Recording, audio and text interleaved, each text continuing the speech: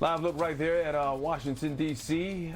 You see, wake up, got a lot to do. The politicians are supposed to be doing the people's work.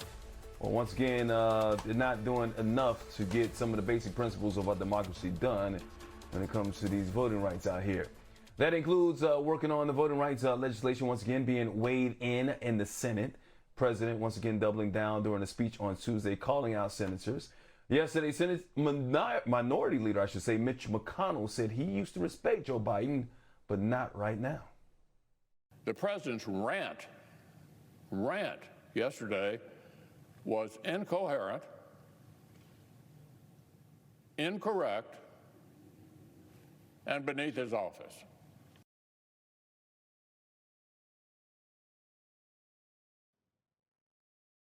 And they used to be boys. Kristal Knight, a political and social impact strategist, joins us from Washington, D.C. Good morning to you, Kristal. Thanks for getting up with us this morning. All right, so you heard Senator McConnell.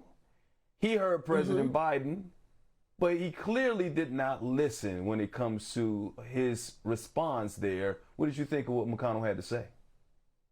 Well, I thought what McConnell stated was hypocritical. What we already know is when the Republicans were in power, they held the presidency, they held the House, and they held the Senate. They absolutely used the filibuster to push through their own legislation. And so this is not something that is unusual. It's something where you use this as a last option, as a nuclear option, when you've reached a stall, a point of stalling where the other side won't agree with, moving some particular piece of legislation or agenda forward. In this case, this is about voting rights, something that affects every single American, no matter whether they're Democratic, Republican, or independent or non-affiliated. And so for Mitch McConnell to get on the Senate floor and to state that the president was incoherent and that his speech didn't make sense is really hypocritical, considering that he presided over this same body when he used the filibuster against the Democrats. Yeah, in 2016, they get a Supreme Court Justice nominee, Neil Gorsuch, through as well. So he's done it himself. President Biden did say, basically embarrass some of these Republicans out there. And I think anybody logical would know what he meant by this, because he was comparing a lot of these senators, a lot of these Republican senators to George Wallace, who, of course, was a segregationist, former governor of Alabama back in the day. Some, including Richard Durbin, said that maybe he had gone too far. What did you think of that comparison? Well, I think it's appropriate. I mean, he also compared them to Bull Connor and other white segregationists, back in the day, or in the civil rights era, or even before that. And really, what I think the president was trying to convey, not only to the sitting members of the U.S. Senate, but also to the American public, is that these folks who are holding out on fair and just legislation are no different than the people who were trying to keep this country separated by race. And that is a very, powerful thing to invoke, because that's really what this legislation is about. It's about making sure that more Black and brown voters across this country have greater access to the ballot. And what we already know is in about 19 to 20 states, there have already been legislation that is passed to limit Black and brown voters' access, meaning folks don't have extended, early voting opportunities. They don't have an opportunity to drop their ballot off by mail. They don't have the opportunity to wait in line like we saw in Georgia and receive water or snacks or any of those kinds of things, because Republicans are literally afraid of the Democratic power that will take over this country, like what they saw in Georgia with Jon Ossoff and Raphael Warnock.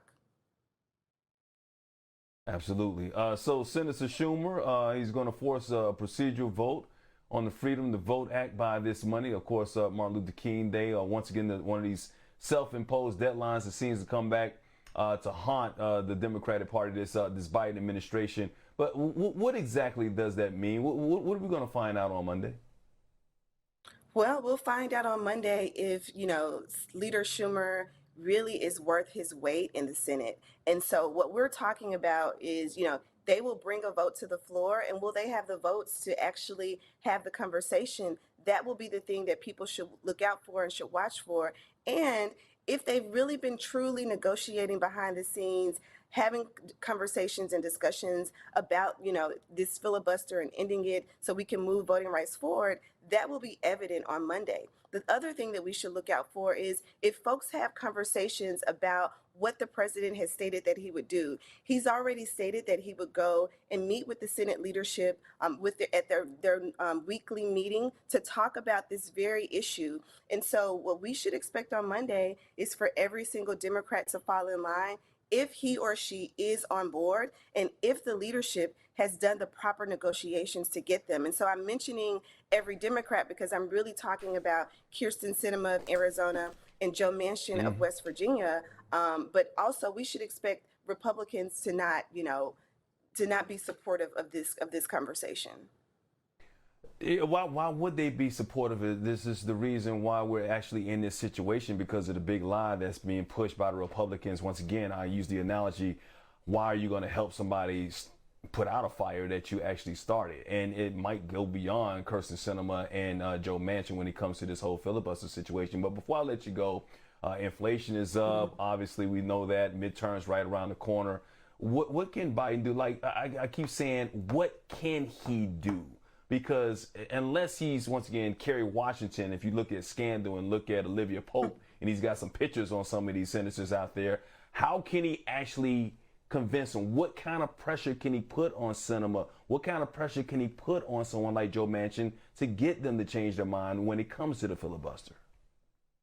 Well, that's a great question. So we already know that the president holds a lot of power. And one of the things that he could do is withhold state-based funding from the state of West Virginia, from the state of Arizona, that both Sinema and Manchin are depending on to help the constituents in their state. Now, is that a mob-like move? Absolutely. But it's something that would send a signal not only to them as individuals, but also their constituents that if you don't play by the rules, if you don't fall in line, your state is the one, your constituents are the ones who will be hurt by you not, participating and playing fair in democracy, if you will. Another thing that Schumer could do is to begin to remove them from committees. He can strip them from committees. He can hold a vote or call a vote to make sure that if they're not willing to help us in this particular legislative caucus, then they don't need to have any say-so over the direction of different committee assignments and things of that nature. And so there are things that they can do. They're a little bit more politically charged, but will it send them a message? Absolutely. I don't know how that first option would play out for President Biden when it comes to a swing state like Arizona or West Virginia, where he lost by 40 points. But that second option, that is definitely something that the GOP, that's right out of the GOP playbook. And maybe you need to start thinking about playing out of the GOP playbook, because they're not playing the same way the Democrats are playing right now. Kristal Knight, once again, thanks for getting up with us and starting your day with us this morning on Start Your Day in BNC. We'll talk to you a little bit later.